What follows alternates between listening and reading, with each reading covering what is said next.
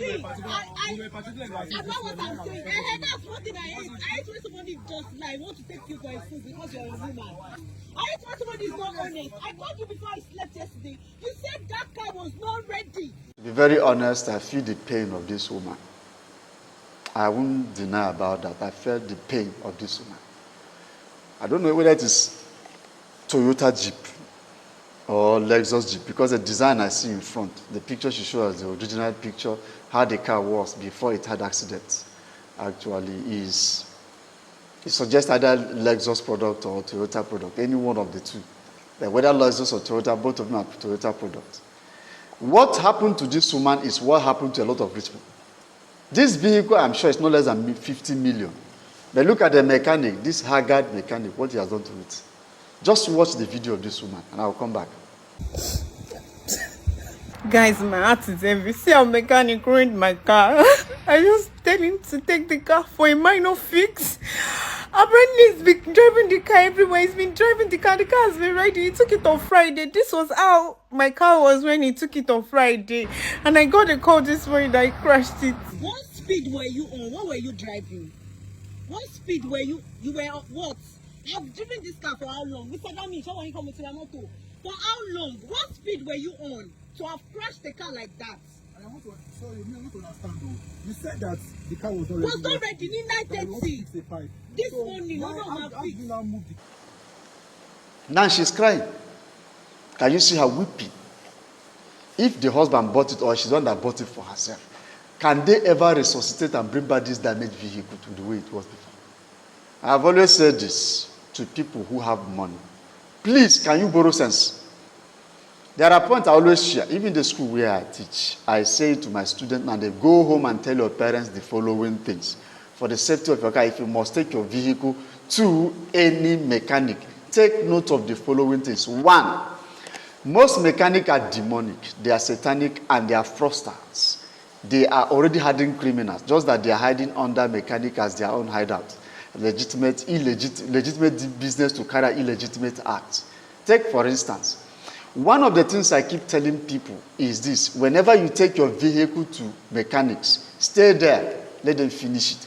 If the work will not end that day and you are sure of it, tell them not to work on it, or return your car back home the following day, return it back. If they must drop the engine of the car, stay there and watch them drop it. Stay with them even if it is till night, till when they close and seal up and cover up your engine. And then you carry the key, because they will close the bonnet, you lock up everything, then you take the key and return home. The following day in the morning, be the person that opened that vehicle. I say it. Now, let me show you some of the things that mechanics do. Look at what they told this lady, that the car is not ready till tomorrow morning. But the car was already okay, and he now started driving it in town. Went and smashed this vehicle and millions got damaged. Will her tears produce a brand new one? Even if they are to do panel beating work, it will take months, a month or two to work on the body. Then forget about damages that occur, those electrical parts, electronic parts inside it, lighting system. My daddy's car cannot come back to the way it was before. And if after panel beating the car, they even painted it to look new, the price will never be as it were when it was new. So the only option now is to buy a new vehicle. This woman has lost it just by being careless with a mechanic. And look at the small mechanic man. Can this man even afford the tire of that vehicle? Just look at the kind of mechanic who went and damaged more than 50 million naira vehicle. All right? So I tell people, when you go there, stay with mechanics. Hear what they say. Whatever they want to buy, ask them to, the person selling the part to bring it, to pay. If it requires you trekking to the shop, go with them. Let them take you to the shop, bargain there, pay the price, let them collect, and you come, watch them fix it. Because there are things they do. You carry a brand new car to mechanic, and the following things can happen. For instance, you take it and say, okay, I will be coming back, let me attend the meeting somewhere, see a friend across the street, and I'll come back. Make sure you do everything, maybe changing engine oil, wash it. If it is a Jeep, for instance, or maybe a small saloon car, sedan, whatever it is that is using like 4 liters, 4.5 liters, or a Jeep that take up to 8 to 10 liters. In a condition like this, where I believe 1 4 liters now can be up to 10,000 naira, these guys will collect the original money from you. The price of the same original product, they will collect the money from you and tell you they will do it.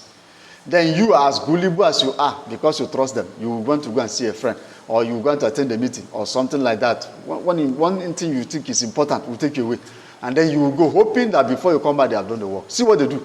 Some of them, not all of them, will take your money, go to a nearby Total filling station or window filling station. I'm using Nigeria as an example. One of the brands, two of the brands we have here, where this type of oil are sold. There is this oil they sell, that side where they sell kerosene. There is this section of a filling station where they sell kerosene. There's an engine oil they sell there. Inside some reddish, brownish or reddish, tubes like that. Bottles like that, plastic bottles like that.